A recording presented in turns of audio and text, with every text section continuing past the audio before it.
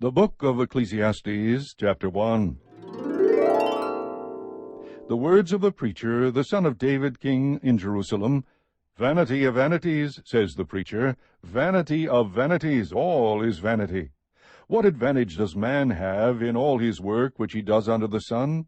A generation goes, and a generation comes, but the earth remains forever. Also the sun rises, and the sun sets, and hastening to its place it rises there again. Blowing toward the south, then turning toward the north, the wind continues swirling along, and on its circular courses the wind returns. All the rivers flow into the sea, yet the sea is not full. To the place where the rivers flow, there they flow again. All things are wearisome, man is not able to tell it. The eye is not satisfied with seeing, nor is the ear filled with hearing. That which has been is that which will be, and that which has been done is that which will be done. So there is nothing new under the sun.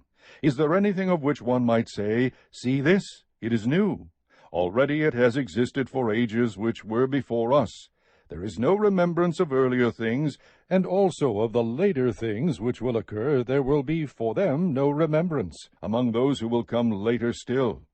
I, the preacher, have been king over Israel in Jerusalem, and I set my mind to seek and explore by wisdom concerning all that has been done under heaven. It is a grievous task which God has given to the sons of men to be afflicted with.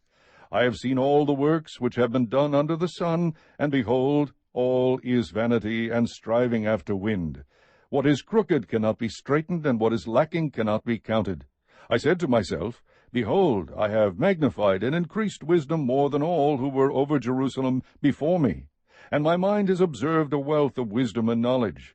And I set my mind to know wisdom and to know madness and folly. I realized that this also was striving after wind, because in much wisdom there is much grief, and increasing knowledge results in increasing pain. Chapter 2. I said to myself, Come now, I will test you with pleasure. So enjoy yourself. And behold, it too was futility. I said of laughter, It is madness, and of pleasure, what does it accomplish? I explored with my mind how to stimulate my body with wine while my mind was guiding me wisely, and how to take hold of folly until I could see what good there is for the sons of men to do under heaven the few years of their lives. I enlarged my works. I built houses for myself. I planted vineyards for myself. I made gardens and parks for myself, and I planted in them all kinds of fruit trees. I made ponds of water for myself, from which to irrigate a forest of growing trees. I bought male and female slaves, and I had home-born slaves. Also I possessed flocks and herds larger than all who preceded me in Jerusalem.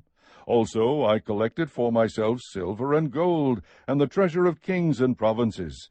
I provided for myself male and female singers, and the pleasures of men, many concubines. Then I became great, and increased more than all who preceded me in Jerusalem. My wisdom also stood by me. All that my eyes desired, I did not refuse them. I did not withhold my heart from any pleasure, for my heart was pleased because of all my labor, and this was my reward for all my labor.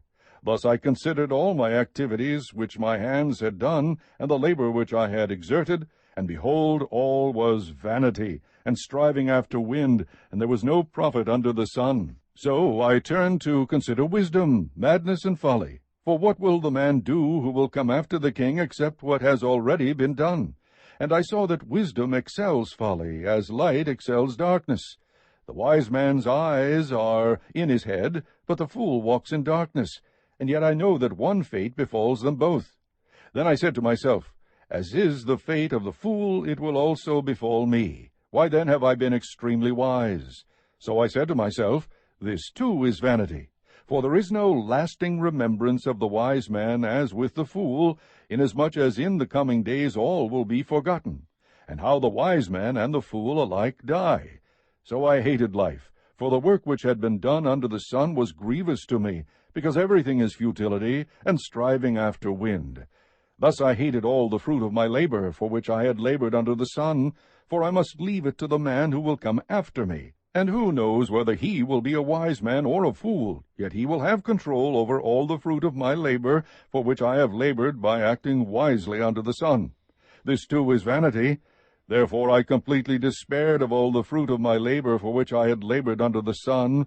When there is a man who has labored with wisdom, knowledge, and skill, then he gives his legacy to one who has not labored with them. This too is vanity and a great evil. For what does a man get in all his labor and in his striving with which he labors under the sun? Because all his days his task is painful and grievous. Even at night his mind does not rest. This too is vanity. There is nothing better for a man than to eat and drink and tell himself that his labor is good. This also I have seen, that it is from the hand of God. For who can eat and who can have enjoyment without him? For to a person who is good in his sight, he has given wisdom and knowledge and joy, while to the sinner he has given the task of gathering and collecting, so that he may give to one who is good in God's sight. This too is vanity and striving after wind. Chapter 3. There is an appointed time for everything, and there is a time for every event under heaven, a time to give birth and a time to die, a time to plant and a time to uproot what is planted, a time to kill and a time to heal, a time to tear down and a time to build up, a time to weep and a time to laugh, a time to mourn and a time to dance, a time to throw stones and a time to gather stones, a time to embrace and a time to shun embracing, a time to search and a time to give up as lost, a time to keep and a time to throw away, a time to tear apart and a time to sew together, a time to be silent and a time to speak, a time to love and a time to hate, a time for war and a time for peace. What profit is there to the worker from that in which he toils? I have seen the task which God has given the sons of men with which to occupy themselves. He has made everything appropriate in its time. He has also set eternity in their heart, yet so that man will not find out the work which God has done from the beginning even to the end. I know that there is nothing better for them than to rejoice and to do good in one's lifetime. Moreover, that every man who eats and drinks sees good in all his labor. It is the gift of God. I know that everything God does will remain forever.